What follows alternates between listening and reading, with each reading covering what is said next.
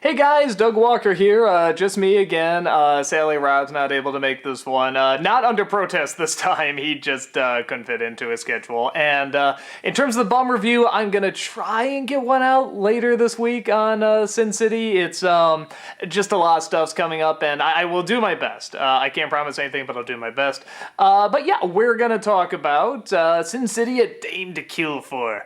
And yeah, of course, like everything that's in theaters now you can't talk about until you talk about the original, which is just, that is so weird. I always have to talk about what I thought of the original. It's not like, ooh, what's this? Let me just tell you about it. Anywho. The first Sin City movie, hell, let's go to the comics. I read the comics a little bit growing up, mostly loved the artwork. Artwork's just amazing. Still holds up really well. And, you know, the stories were fine. They're just really grim, film noir, over-the-top comic book style stuff. And then the movie came out, God, well, like 9 years ago, something like that, a long time ago. And I loved it. I just fell in love with this movie, and I totally acknowledge it's adolescent, testosterone-filled bullshit. It's total nonsense. But it's so stylized. And I argue there's a little bit more than just a bunch of violence, and it is violent. I think it might be the most consistently violent movie I've ever seen in my life. I don't think a minute goes by without some form of violence happening. It's quite astounding. But at the same time, what I liked about is that, like, the Marv character is one of my favorite characters, like, ever. I love both the simplicity and the complexity of him. Just this loser nobody who hangs out at a strip bar, but he's a tough guy, and then like suddenly his life has meaning just because someone was nice to him. And it's like, I love that stuff, and I think that's what I like about Sin City is that it, even though it is over the top and violent and super dark and gritty, it finds that simplicity that matters, or at least will keep your attention. I can't think of anyone that would, at least with the Marv story, start it and then be like, nah, I don't need to see what happens. No, everyone would need to see what happens, and you can't predict what's going to happen. And I like the Dwight story too, and I like the Bruce Willis story. So I really like the movie, and I know it's childish and silly, but it hits just the right marks, in my opinion. It's stylized. You never see film noir anymore. This is so in-your-face film noir, and I've waited years for a sequel. I was like, well, why didn't this one just pop up? Well, why did he have to make, whatever, Spy Kids 4 or Shark Boy and Lava Girl or, you know, whatever he does, or Machete 5. And finally this movie has come out. It's not doing very well with critics. I think it has like 40% or something like that. And I think it's almost as good as the first one. I think if you want to see a Sin City movie, that is exactly what you get with this. And I saw it at Hollywood Boulevard, which I've advertised before. It's a great theater. And you can get food and alcohol with it. And this is a movie you want food and alcohol with. I think I got like a steak and like a beer. And I'm just watching this and just like, yeah, you go. I mean, but the nice thing is that unlike a lot of stuff like I said, with you know, I hate to keep going back to him, but it's just he's such an easy target with Michael Bay, you know. Well, how can you like Sin City and not Transformers? They're both the same testosterone-filled nonsense, and there is a difference. Sin City is very stylized. It's beautiful to look at. It's reminiscent of an art form that's practically dead, film noir, and it pushes it to an all-new extreme that you never really saw in film noir. And where everyone always says Michael Bay, oh, well, Michael Bay is extreme, he's really not. Not like this, not in an entertaining way. Extreme is pushing something you know to a whole new level, and Michael Bay is doing the same thing over and over. There's no variety, no difference. Sin City is so extreme and so in your face, and it is pushing it to this new level. Like I said, first film, I think there was like a punch a minute. There was always some form of violence going on, and that's not always the best, you know, but it is pushing this stereotype to just this whole new extreme where it almost becomes a new art form. And it's just as silly, it's just as grim, it's just as dark, there's just as much nudity in it, there's just as much violence. As soon as the movie starts, I mean, for example, there's one of the lines in the movie is, I wake up in midair, and I'm greeted with a good morning kiss by the concrete ground. I mean, it's where in Transformers is there anything like that? And the whole movie is written like that. It's all this really stylized, this really dark, heavy shadow, wonderful angled film. It's kind of like, Calvin Hobbes when he played, Sam Spade or whatever, when he pretended he was the detective. It's like that kid both never grew up and grew up at the same time. It's like he has the same fantasies, only now you incorporate the really, really violent, and horny stuff too, because there's naked women all over the place. It's naked guys too, but it's double standards. It's like, no, we can't show their dicks. Now, ladies' tatas, that's fine, but you can't do that. And not that I want to see their dicks. I'm fine not seeing Bruce Willis's schlong, but it's like, in this film, they really push it, because, there's a scene where Dwight is naked for quite a long time.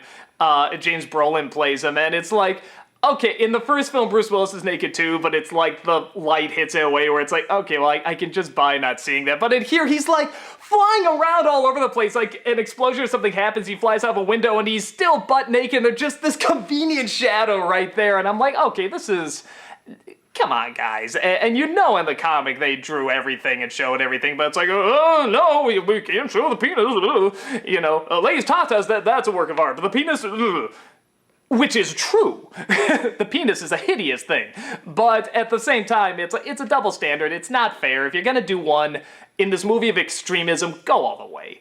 But yeah, it's so silly, and it's got a lot more actors that belong in this world. It's got James Brolin, who is such a better Dwight. I'm sorry, Clive Owen. You're a great actor. You're wonderful in drama. I'm talking to him like he's gonna see this, but I enjoy Clive Owen in dramas. I never bought him as the badass. I always saw a performance, and that was like the one thing in Sin City. I'm like, you don't quite fit. Like you're giving it your all, but it's like you don't fit. Mickey Rourke is a badass.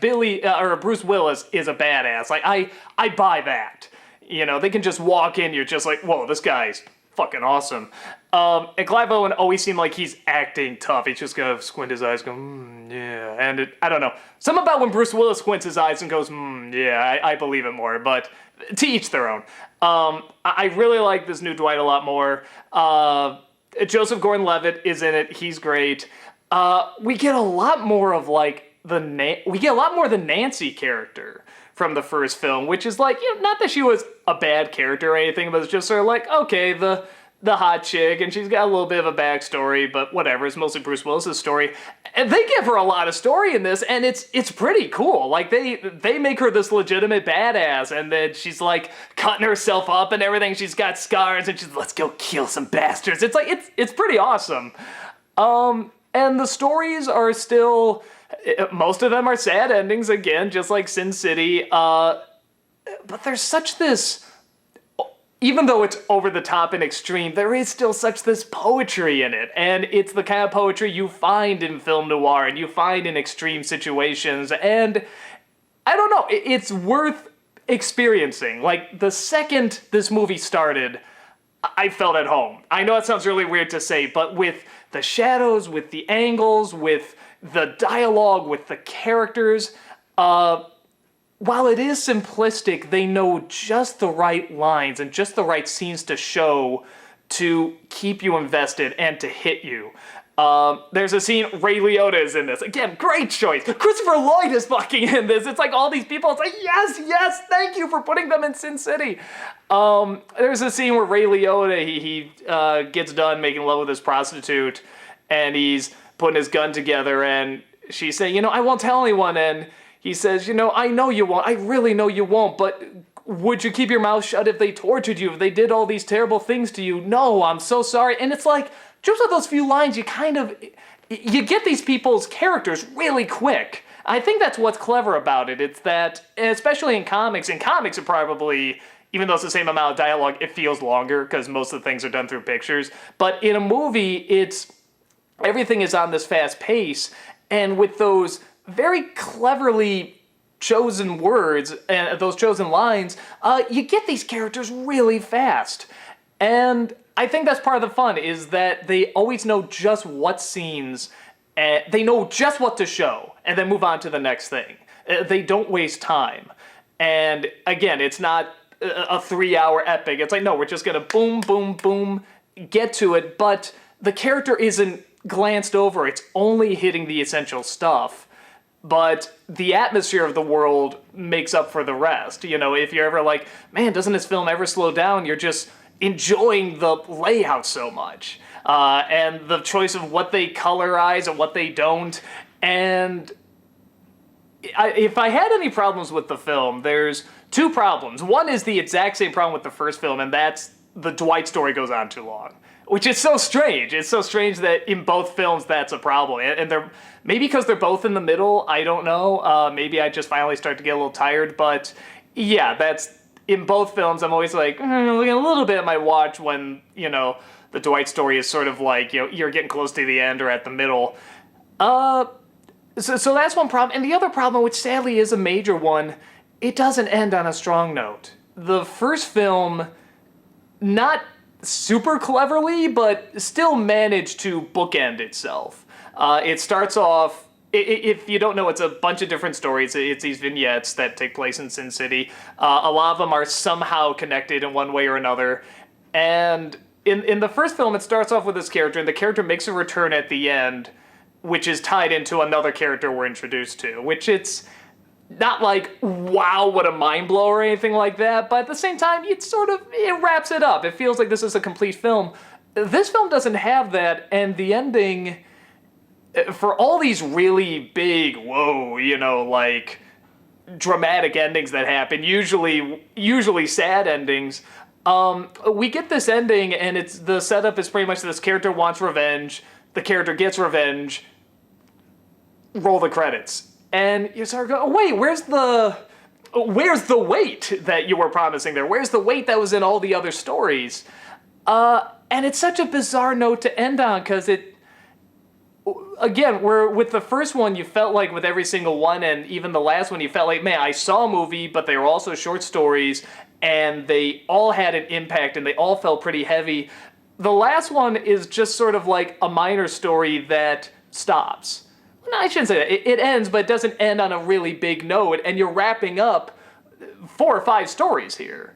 So I get a feeling that might leave a bad taste in people's mouths, you know, like that might actually have someone shrug like, well, what was the point of that movie? And it's not that the movies or the movie or the shorts didn't have a point, it's that they didn't end it on the right note. And of course, every filmmaker knows this. It's like the last note is the most important one. That's what you leave the people on. And why didn't you bookend it? Or why didn't you give a big finish? Why did just something? So that was a shame. Or maybe there was something there and they felt they had to cut it. I don't know. But the ending is really lacking. That's a sad part of it. But everything else, if you enjoy the first Sin City, you'll probably like this one. The only thing I can think that would also maybe be a problem is that a lot of the characters are returning characters. And going into this, I thought I was going to get all new characters. You know, kind of like in the first film, there'd always be a new character with each one. And a lot of them are returning. There's only 1 or 2 new ones, and they are great, and they are cool. But it's mostly returning characters, but again, I like these characters. I love to see more Marv, and it's great seeing him, and it's great seeing him just when he is just lost and sort of rambling and just go on any mission or whatever, you know, before he has his purpose, like in the first film. So maybe that could be a turnoff for some people, and yeah, I think very obviously if I say watch 10 minutes of the first film, if you don't like it, you're not gonna like this one either. And if you're wondering if you can see this film without seeing the first one, I wouldn't recommend it. You can, technically, but a lot of what makes it work is knowing who these people are going to be or who they were in the previous film. So I think it does make a difference. You can still follow it enough, but it's better if you see the first one. And I saw it with a great crowd. People were laughing at all the right moments. They were cheering at all the right moments. They were, they were even laughing at moments that maybe were supposed to be taken seriously, but that's the great thing about it. It's a film you go into and you don't have to take it seriously. You can watch it either as this die-hard comedy or this die-hard action film, and you can enjoy it either way. So yeah, I loved it, and my guess is anyone that really likes the first film will probably get into this. There's not a ton of new stuff, but the world is still just as grand, just as great, even more clear. There's some parts where they cut back to the original film, and you can tell there's a little bit of a graininess. So they updated the cameras and the equipment too, so it looks even better, and it's just so beautiful on the big screen. I might even go back and see it again because it is just so beautiful to look at. But like I said, I think there's a little bit more than just style over substance. I think there is still that simplicity to carrying out a mission, what you're fighting for, what you're dying for, and it's not a lot, but it's just enough to satisfy like both an action film and a film noir. It hits just enough, at least for me. Maybe it doesn't for you, but yeah, I say if you like the first one, check it out. You probably won't be disappointed. So that's about it. Hopefully I have a bum review with you. If not, well, just take this for what it's worth. I'll talk to you later. Take care.